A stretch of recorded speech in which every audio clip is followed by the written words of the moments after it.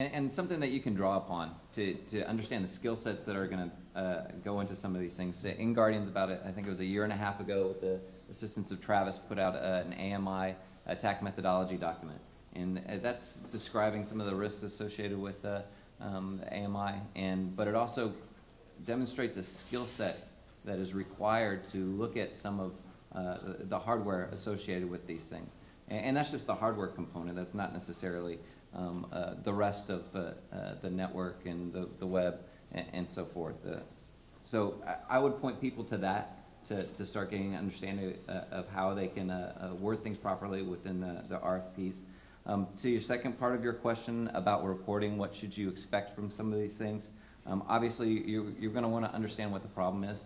You know, having somebody that can relate that effectively is very important, and it's very hard. Reporting is a very hard thing to do. There are a lot of people out there that know how to tear computers apart, but if they cannot relate it properly, then nobody understands actually what the problem is.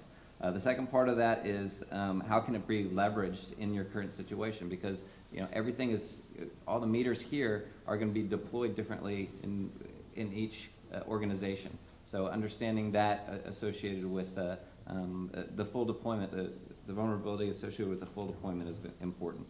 Also, one of the things that In Guardians does to augment that is we put in how to test that it's been that the situation's been addressed. You know, how do you go out there? You know, is there some type of script that you can run to identify that this has been taken care of? That you can run in 6 months to identify that a configuration hasn't changed. So, and that's just a single example. Yeah, always bake in remediation testing. That's pretty key. You leave after spending 10 weeks, and you know there's a mountain of things to fix. And you know, if you had remediation baked into the RFP, we're going to come back in and test it. That's going to help you guys drive the solution. So you know we're going to come back in and test it again. So you're not going to be sitting on open vulnerabilities. On the, go ahead. Sorry.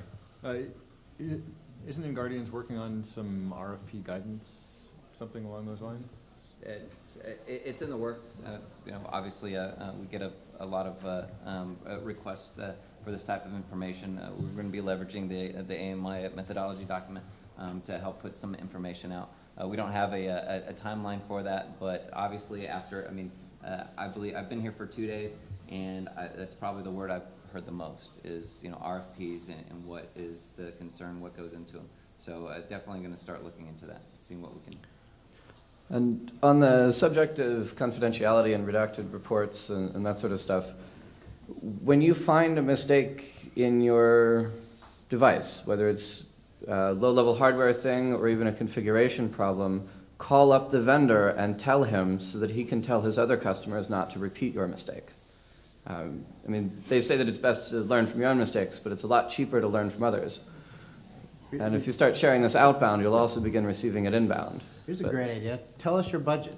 That means we're going to fight over who's going to get the lowest price and the most amount of testing. You got $100,000? Okay, then we're going to fight over how much testing we're going to put into that. Absolutely, and what that does is it helps us prioritize. You know, we're going to take our skill sets and our understanding of that. We're going to take the figure that you give us, and we're going to be able to prioritize those efforts to best suit what you need done. You just ruined my entire RFP skill set. Thank you. Because for the last couple of years, I've been social engineering people's budget out of them, and now you just tell them to tell us. And that's a very good point, because at the end of the day, you can spend an infinite amount of money on security testing. You have to decide what your limiting factor is, and every entity that I've dealt with here has a budget limiting factor. It's either budget or it's time. So figure out your budget, know what it is. Don't play poker. Don't go, well, yeah, I want to see what you come back with, and then maybe I'll see what I can get as far as budget. You're wasting time. And don't say we need it in 2 months. Because it's we not need to going to start happen. in 2 weeks. I know your PO process. Yeah, the RFP needs to be in by this date, and we start testing 3 days later. What? Really? Yeah, and how long is your PO process? I mean, really? How long does it take to get the budgetary process going to do this? It just tells me the RFP was made for already existing vendor. Right, that it's a foregone conclusion. And if you really want to do this right, it's all about the budget. I've And passed on those, though. Well, on that note, I'm going to have to cut this panel off because you've got a few minutes over. And I saw Darren Haifa was up here getting ready to ask a question. One last question from Darren. But you can ask a question because it's going to cut into his panel. Yeah, bring it, Derek, come on. That's exactly why. Go ahead and ask the question. But I definitely want to give them their full time as well, because the OpenSG work is actually very near and dear to my heart and extremely important. Of course, not that this isn't, and you know, this conference we could probably do a whole day conference on this panel alone, but these people will be here.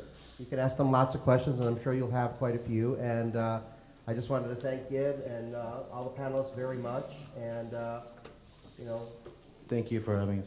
thank you Yes, very thank you. much. Yes, thank you for Appreciate having all your us. work, and thank you for helping keep us safe. Darren, did you have something, sir? You want to jump in there, Darren? Come on. You know you want to. We're not afraid of Let you. me, I'll defer, I'll actually, instead of actually giving an opportunity for you to answer here, what I'll throw is an open-ended question. You going to take for pot everybody shots to at talk us during your talk? Not the next one, but no, something for everybody to consider, maybe chat about over the break. I thought Travis's point about security errata was really good. I thought the point about who discloses what to who and what part of the process in terms of whether you're already a customer or whether you're in the marketing phase, I think that's also an interesting question. I think, you know, I would like to have, as a utility, I would like to have a better understanding of what's a successful ecosystem look like in terms of who discloses what vulnerabilities or issues that security issues that they have at what point in the process. It's real easy for us to stand and say, okay, chip vendors are the root here and they need to disclose everything, and then, you know, okay, maybe the conditions change as it propagates down the pipe. And maybe there's solid reasons for that. If so, I'd like to understand what those are, what that successful ecosystem looks like. This is something that I actually pondered quite a bit before coming up here, and I've heard a great deal of conversation surrounding open disclosure. We need to have something like MITRE for these vulnerabilities. But let me ask you the question. If Elster finds something wrong with their system and they're prepared to address it, okay, how about this, Ed? Itron finds something wrong with their system. Yeah, I know that this is a total stretch because there's absolutely nothing wrong with our gear. Point made. We find something wrong. What is the point of informing an Elster customer of our vulnerabilities? It's of no use to them. Because these systems are so specialized, and because, let's face it, the customer base is very limited, a Microsoft-style security advisory to the public will not, at this point, will not serve anybody's purposes in this room. What it will serve is it will set the security press off. And remember that comment I made about lighting your hair on fire and running around the village square like an idiot? You'll see a lot of people doing that over things that are astronomically difficult to perform. So you bring up Microsoft. Let's step back a minute. Why does Microsoft release public vulnerabilities? Because people can hold Microsoft accountable. How much can you hold Itron accountable if you are an accountant? Probably not a lot. If you're a computer security guy, still probably not a lot. If you're Southern California Edison or Consumers Energy, they have some clout.